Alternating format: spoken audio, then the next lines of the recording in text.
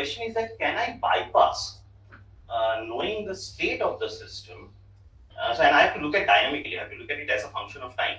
So the question is that can I bypass looking at the state and detect the PEMBA through operators, but not through the state? So that's the question. Can state tomography be bypassed, which is extremely complex if you have an extended system, to detect PEMBA? That's the question that we posed. In terms of the answer is actually simple. The answer is yes, but with a little bit tomography you have to still give me, but turns out that's not very complex. But what is the idea? The idea is pretty simple. So you look at expectation value of some operator in this open system, and this is the equation. We call good operator and bad operator. Good operator the ones which can detect PEMBA. The condition that you need to detect PEMBA, and the way I define PEMBA is that you get rid of the slowest decay mode. Okay. So if you find an operator whose overlap with the slowest decay mode, the right one, to be non-zero, that's going to give you the detection of the PEMBA. Why? See, look at this overlap. This overlap for L1, because I is 1, starts from 1, that's the slowest decay mode. You have a situation when L1 row 0 is 0 and L1 row 0 not equal to 0. So in order to detect that, you want definitely this to be non-zero. And then, so that's a one line simple message that if you can have an operator which satisfies this, that can detect quicker relaxation. Okay? It's not going to detect whether PEMBA has happened or not. Remember, PEMBA has two inputs, the quicker relaxation and the initial distance being up. So there is no way you can actually get the hint through this that whether initial trace distance was up or not. So that is not given. So for that, you still need to give me a little bit of tomography information. So you have to give me only the initial and final state tomography. Okay, and through that, I'll just calculate the initial distance, and if they are like far, and then the quicker relaxation through which I can tell you that. But turns out the initial anyway you know because you are preparing the state. And many dynamical maps, if you can also guess probably the final state. So it's not a very hard sort of a restriction, but of course you get rid of any tomography as a function of time if you can find such an operator. How? So I'm not going into the scheme. So we have given a scheme how to find these operators. Turns out even if you give me an extended lattice system, let's say, these operators can even be local, which can help you to detect the PEMBA. It need not to be like a global. And that's one example I just want to give you. Imagine you have a bosonic lattice 1D, and which has this very simple hopping term. And these are what we call dephasing, or some linked operators, which we call dephasing operators. Under some limit, which is a strong dephasing limit, meaning this term is dominant, it satisfies a very classical like equation, rate equation for just the population sector. And now look at this. So if you take this setup and ask what is the steady state, let's say you start with a single boson or a single photon. You're in a single photon sector. The steady state is actually all sides are equilibrium. It's 1 by L. And now for PEMBA you have to give me two states. So I give you one state which is single photon sitting in the middle, and another one is fully delocalized except at one of the sides. So you intuitively guess which one is closer to the steady state. Certainly this one, because it's very close to this one. But this one is far. Okay. But if you do the dynamics, you will actually see that this state, which was far, actually relaxes faster than this one, which was close. And the reason is actually quite obvious, because given the lattice, it has a node. The slowest decay mode has a node at the center of the lattice. So when you give this state, it doesn't overlap with the slowest decay mode. So it relaxes quickly. So now if you have to detect PEMBA, then you have to do the state tomography, this whole thing. But what about the operator? So if you just look at measure the local density at each site or any particular site, except the middle site, you get the quicker relaxation. Because again, if you choose the middle site, it doesn't overlap with the slowest decay mode. So the condition that I gave trace R1O not equal to 0, that gets violated here. So this is not a good observable. But any other density apart from the middle, if you look at, you get a hint of quicker relaxation. and along with the data of initial tomography you are done. Okay, so that's essentially the second part, that experimental detection of member requires full state tomography, but you can bypass, at least as a function of time, by choosing suitable observables, which we call good observables. The condition is super simple, and they can even be local, and we have given a prescription of how to find it. So with that, let me thank you for your attention.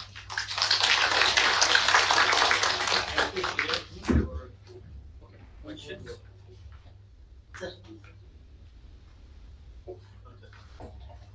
So thanks for the nice talk. So when you're talking about PEMBA, you always talk about distance measures, but I always talk about distance measures. Distance That's like the difference between the two distributions, so to say.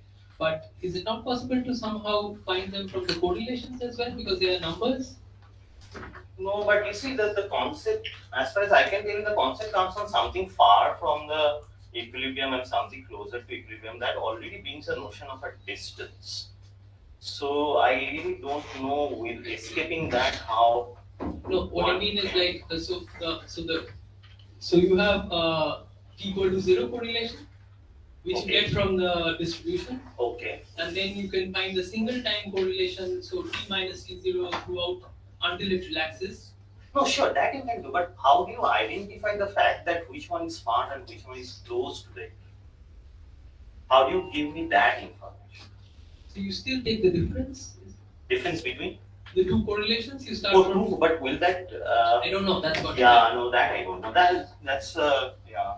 And can I ask one more Yes. question? So this difference between the distance measure that you showed, the cup thing, can that cross each other twice or more than once? Oh yeah, that can happen. That depends on if you have in a later time, let's say, or initial time, if you have overlap with other modes to be 0 by construction, that can happen. Like it can cross once more as well. That can happen. Oh, so in the last part you talked about these good operators and bad operators, right? So, and of course your definition was that a good operator is one which has a finite overlap with the slowest decay. Perfect. I would imagine that that's pretty easy to find for local. Perfect. Okay. So, I mean, can you give me a local operator which is a bad operator? I give you the middle side of the density. Sorry. So if I take this lattice, the bosonic lattice, and if I am the single photon sector, so okay, so this equation, if you look at it, is dp equal to wp is a rate equation. So left and right eigenvectors are identical. So now there is a 0 which is a steady state. So let's look at the slowest decay mode, the first eigenvector. So you will see the first eigenvector has a node at the middle. So if I look at the density at the middle side, I will not satisfy that inequality. So the middle side, if you track, that's a bad operator. So this overlap being 0, but that is the usual definition of strong PEMBA. That is a strong number, yes. So otherwise, you just need the coefficient to be Reduced, yes.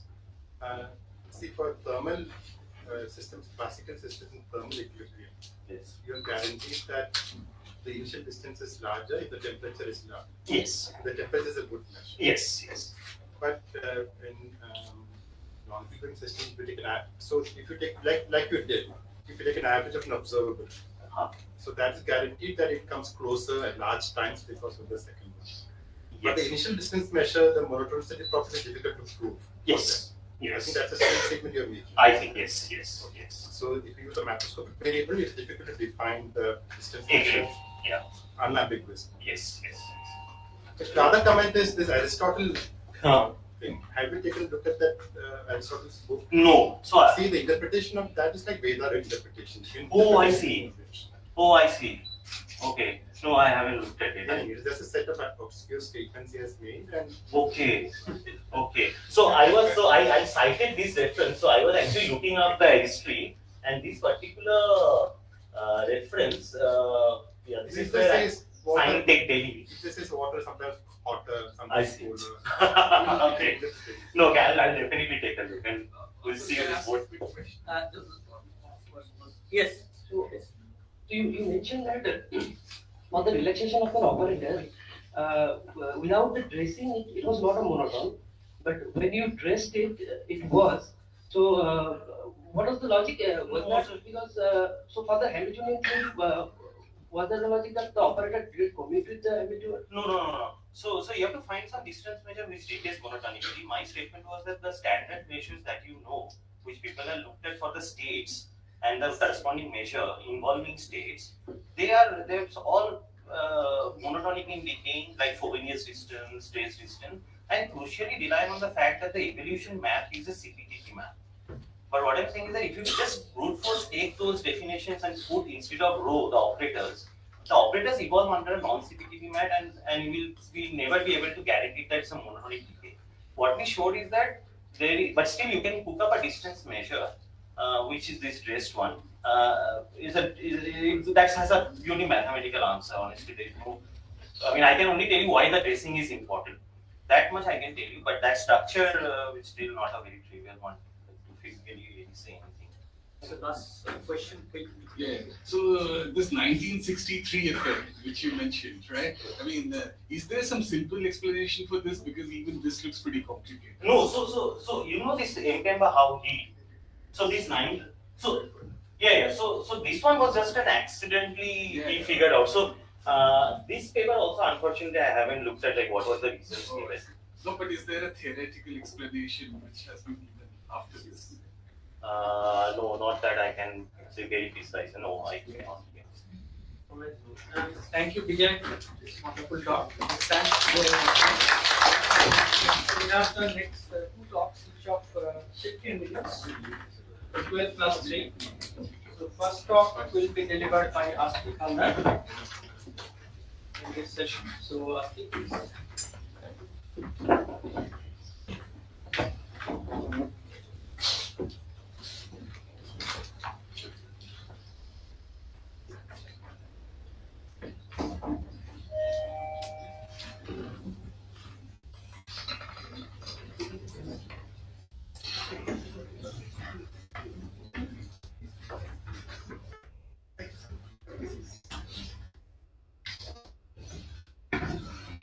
Sir, raise my hand up.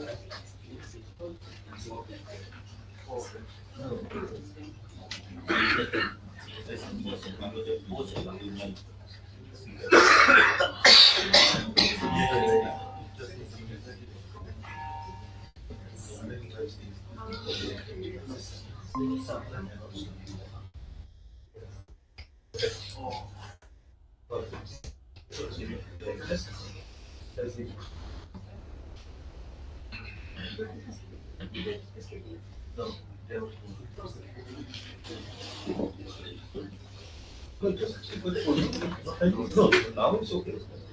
No, but they are carrying. No, you're not sending me food. I'm giving you food last week. No, no, no, we started even 9%. Giving you food for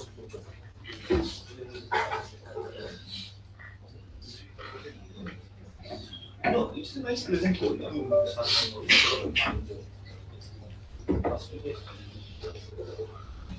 okay. No, not sorry. Okay, then I'm starting here. So I'll talk about the phase properties of the constant density clocks in the two dimensions. If they are interacting, especially I'll talk about the non-reciprocally interacting. So, and that work I have done with hypo.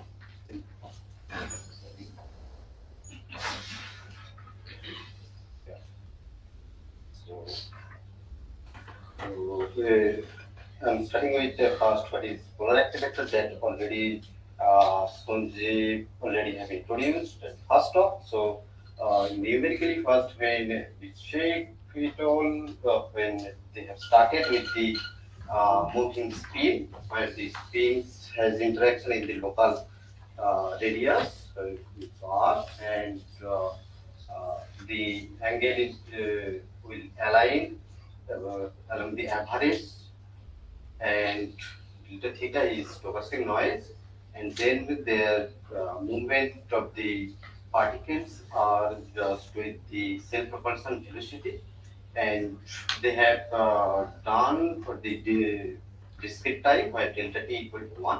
So normally one can do by the continuous time also.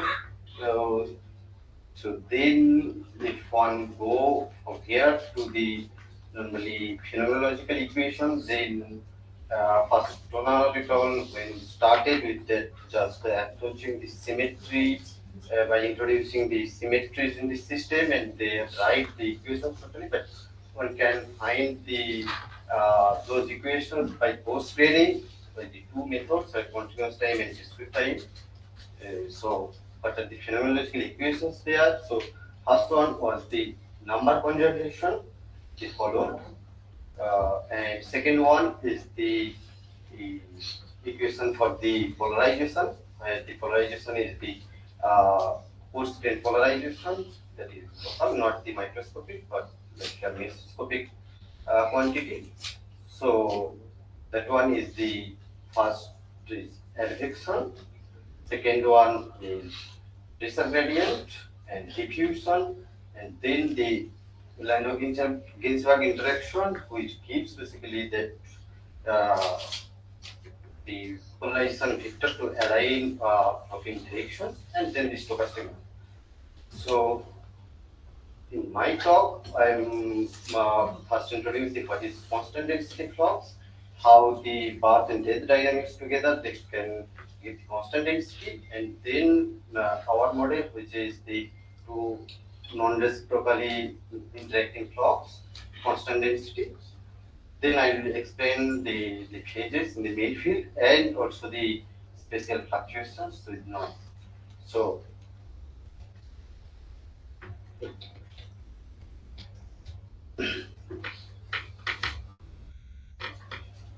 constant density means, so there uh, uh, has in this system that the path is dynamic, where it reflects in the kappa rho. So basically in the number is not concept there is state and path, where you can see the kappa rho function is like that, where the constant density means in the system there is rho zero is the constant density, and about that fluctuation is delta rho.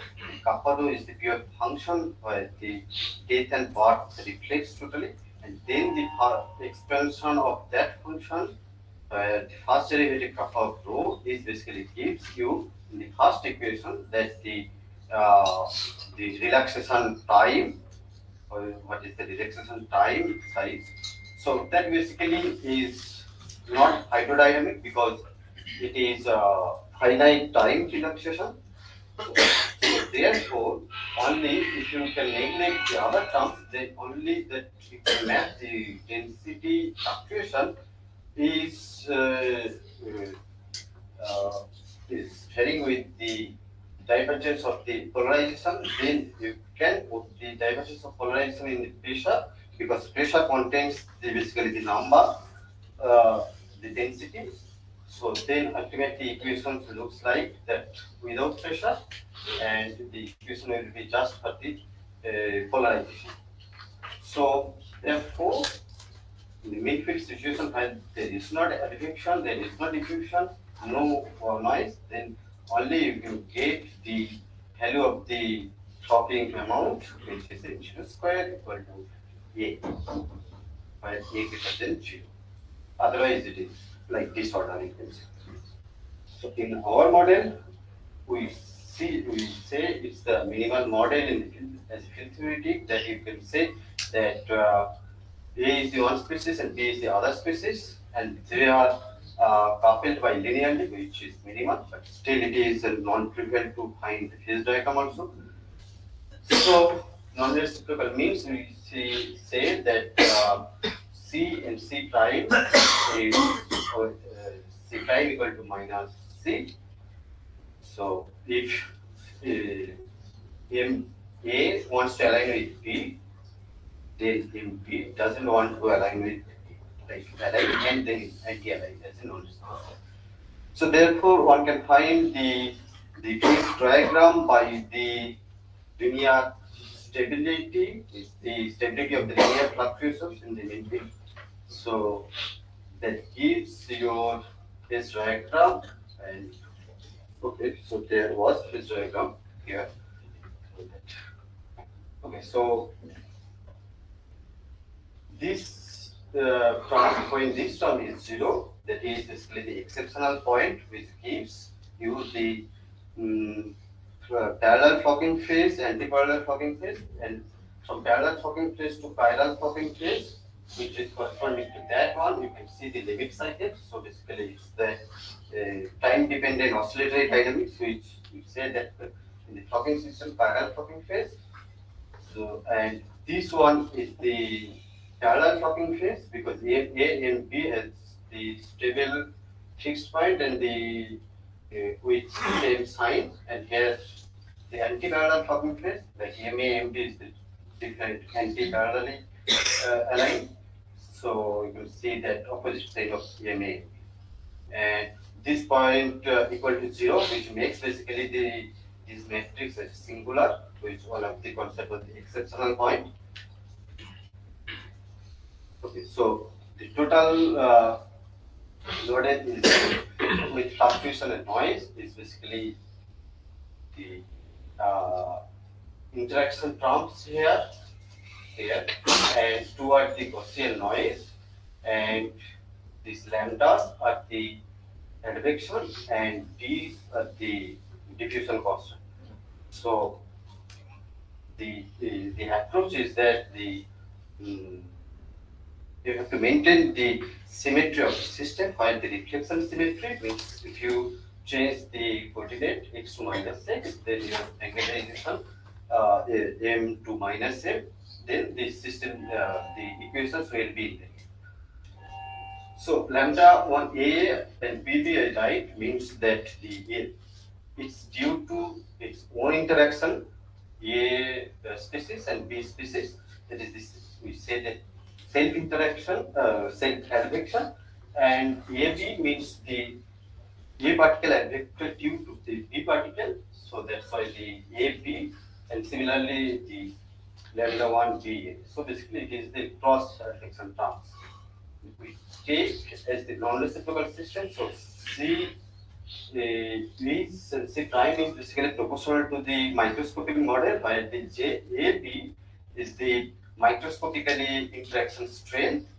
So AB is the A to B interaction strength, and then JBA is B to A interaction strength. So similarly, it is that lambda 1 AB, lambda 1 BA is opposite with opposite sign, because we're taking this C, and C prime is the opposite sign as the non-reciprocal conjunction. Okay, so then we explore the parallel Fogging phase. There is we find these three distinct types of displacement structure, where you can see this one is mostly ordered phase, where you can see the color code, and corresponding system size we simulated for the, let's say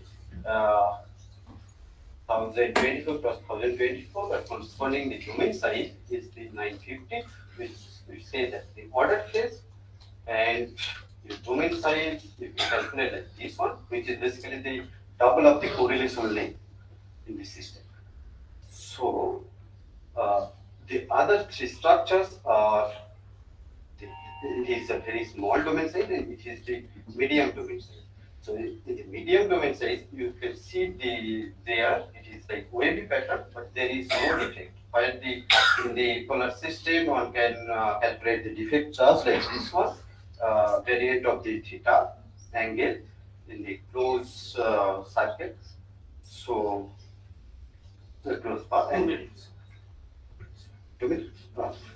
Okay, so it is astral-like astral-like domain where you can see the defects are like astral-like propagation, and similarly for the anti-parallel clocking phase here, the three distinct type of phase, and then the chiral clocking phase where you can see that the chiral clocking phase is basically the advection insensitive, because you can see in the parameter space lambda 1, lambda 2, all the domains are similarly same, nearly same. So it is fully ordered, you can say, but the phase is basically the rotating. It is a one-time snapshot. Anotherly, we find the scaling properties where the parent clocking phase shows that nearly equilibrium XY model scaling, whereas the parallel clocking and parallel clocking phase has the anisotropic scaling. So that's why along Q parallel and Q perpendicular are the two different exponents. So this is the summary. So here I have introduced the further dynamics. We studied the non-reciprocally interacted two species by cross advection terms.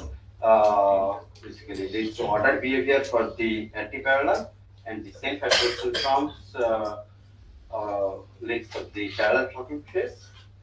So next to move that anti-parallel and parallel clocking phase that are hydrodynamic equivalent or not, and parallel phase is equilibrium XY equivalent or not. So let's see where we will find that one. And thank you for your attention. Thank you, Arti. So, questions?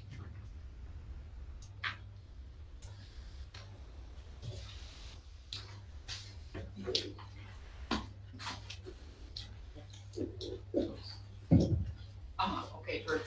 Yeah, thank you.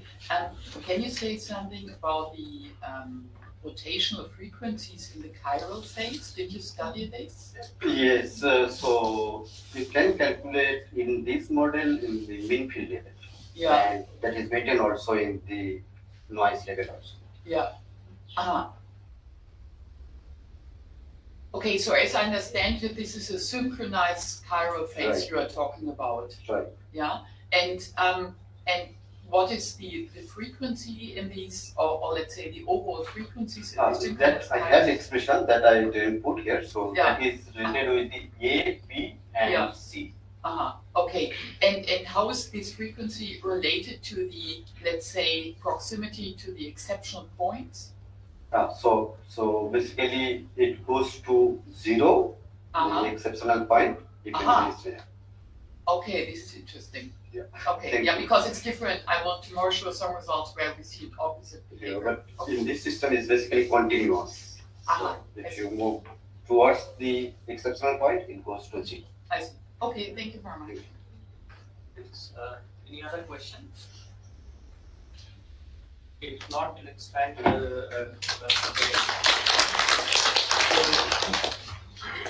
the last talk of the session by Seema.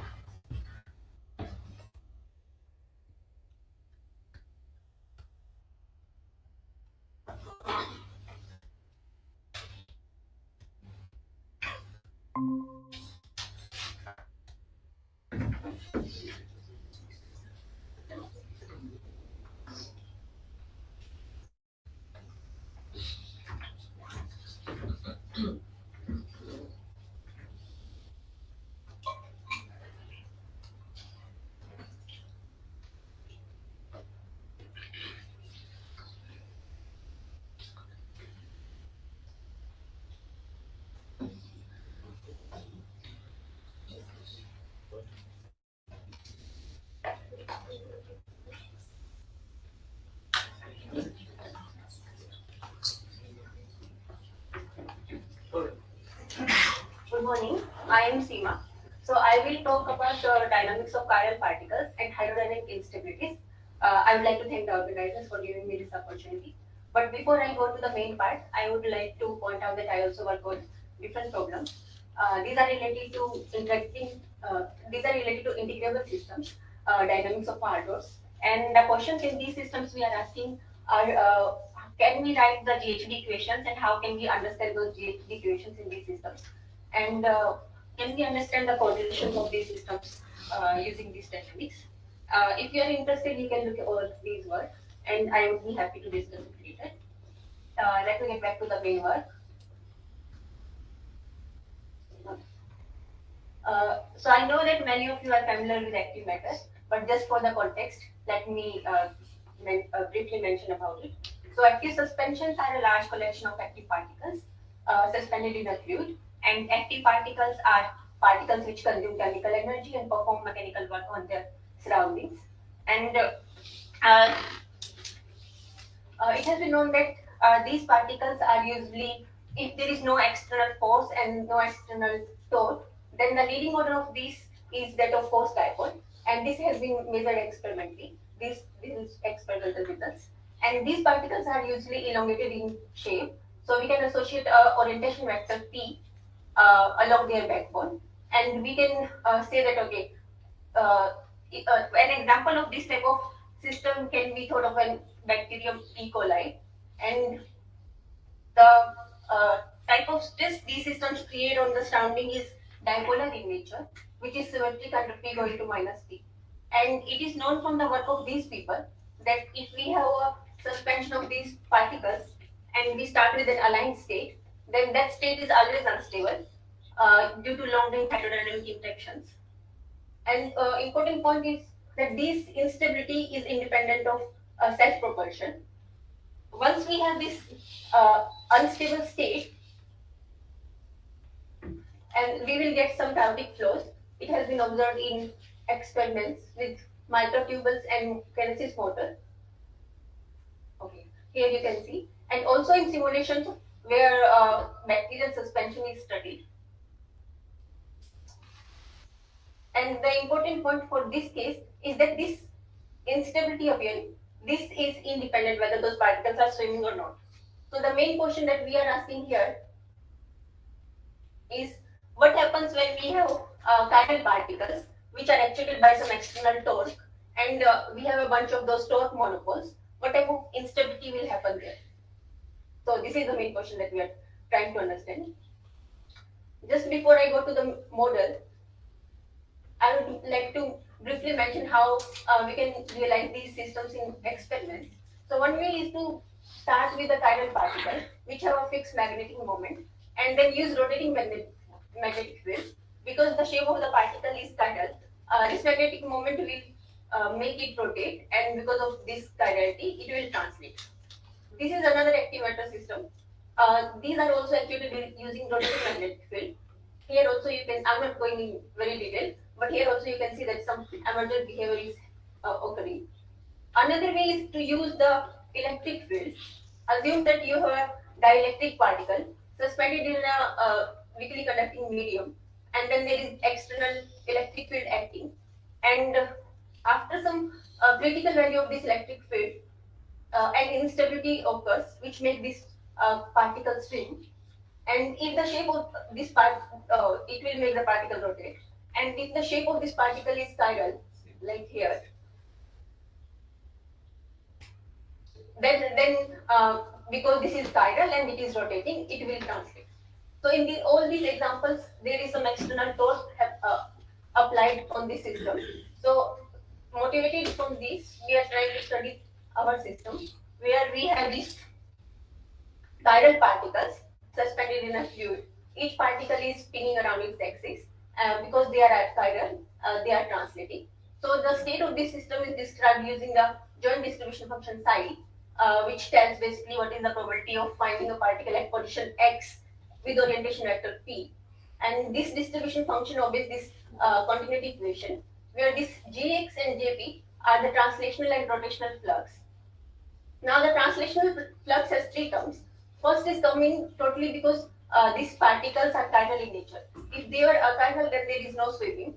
And then we have advection term, and this term is giving the contribution for translationality. For the rotational flux, we have the Jeffreys bit, which basically tells how the orientation of particle will get affected if there is a local gradient of velocity. So here W and E are the antisymmetric and symmetric part of the velocity gradient, and then this is our rotational contribution. Gamma appearing here is the shape parameter, which is 1 for rods and -1 for disk and 0 for spheres. Now in all these problems, we have this U appearing. To solve for U, we have this 4 Stokes equation, and it is derived using this active stress. This active stress comes totally because there are particles present in the fluid. And to complete the picture, we need to know what is this active stress. So I'll not go in much detail. I'll just briefly outline how to get this active stress. So we have these chiral particles with orientation vector p. They are rotating and translating. So the velocity of any material point on this particle has two contribution V's. And we have then cylinder body theory, which relates the local force density with this motion. And then we can use this force and torque balance conditions. There is no external, there is no net force acting on the system, but there is this external torque which is giving actuation to these particles. So using these balance conditions, one can arrive at this form of stresslet, which is nothing just a moment of the force as shown by Bachelor. The form of this stress is this. It is anti-symmetric in nature, so it's like it doesn't obviously go into minus p symmetry. So this will give us the form of the stress. Just to summarize what we have is, given any configuration, which we can describe using this distribution function psi, which obeys this continuity equation, where to get this flux, we need to solve for the u, which obeys this Stokes equation. And here the stress appearing is also a function of the initial state that we are starting, the distribution function psi. Notice that here this stress is now volume averaged. C of x is the concentration and n of x is the polarity of the system. 2 points to note that this stress is polar in nature, so it is antisymmetric, and this V naught appearing is self-propulsion speed, which is tied to this external applied torque. Now we start analyzing different states. So first we analyze a aligned state where all the particles are placed uniformly and aligned along z direction. There are another fixed point of the system where all are aligned in one direction, so there is net polarity in the system. Another case is that they are placed uniformly but with alternate orientation, so there is no net polarity in the system, that is aporonematic state. What we noticed in this case is this. So this color map shows the real and imaginary part of the growth rate sigma, and the positive part, this region shows region of instability, and this red line separates the percolation case. We also analyze isotropic state, where now they are placed uniformly, but there is no net polarity in the system. They are oriented randomly. And then we play the same game, we do the linear stability analysis. What we observe is that this case, so this is the dispersion relation. You can notice that for small k and large k, the system is stable. And there is a finite k at which the growth rate is maximum. We notice that both the aligned and isotropic state are unstable. And the key feature which distinguishes this type of instability from the classical instability is that this instability is tied to the self-propulsion. I'll explain how that is happening. So to understand that, we write the moment equation. Here C is the concentration, N is the polarity, and Q is the nematic tensor. So see the this instability at the end is an alignment instability, and these particles, these chiral particles, they tend to align according to the velocity gradient. And I showed you the Jeffreys equation, which is symmetric under P going to minus P. So this alignment only can create polar order, only can create thematic order, but our stress was polar in nature. So to get a polar nature, we need some coupling between the nematic and polar, which you can see from the equations is coming totally because of this chi term. Chi is saying the self-propulsion parameter. So to get a polar order, we need to have this coupling. But you can notice when there is no propulsion, there is no coupling between these two. So the system is stable. And also in the small k limit, these term also vanishes. So there is no coupling when k going to 0 limit. So then also we notice the system was stable. Now we want to go beyond linear theory. These are the moment equations which we want to solve instead of solving the high dimensional complicated distribution function. Here C is concentration, again the same moment equation I have written. Now you notice that when we are dealing with moment equations, we have to use some closure. There are many closure models. For our case, we are using isotropic closure. And these are the simulation results. These are the simulation results. These are solved in a triple periodic box where all the fields are initialized using high wave number perturbations, high wavelength perturbations. I'm sorry. And then you can see there are patterns emerging in all these states.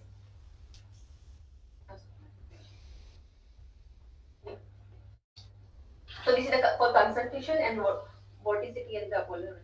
You can see that there are some pattern state emerging in this case. There are few things that we are still trying to understand about this instability. The physical mechanism and the wave number selection for this whole bifurcation. These are still not very clear to us. And also we are discussing this with some experimentalists at IIC. How we can possibly realize these in experiments. Motivated from this work, we are also looking at active chiral films and what type of instabilities can occur there, and can we use the flows generated by these channels in some kind of mix. This work is in collaboration with Navi, who is a PhD student at ICT and Central. Thank you. So, questions?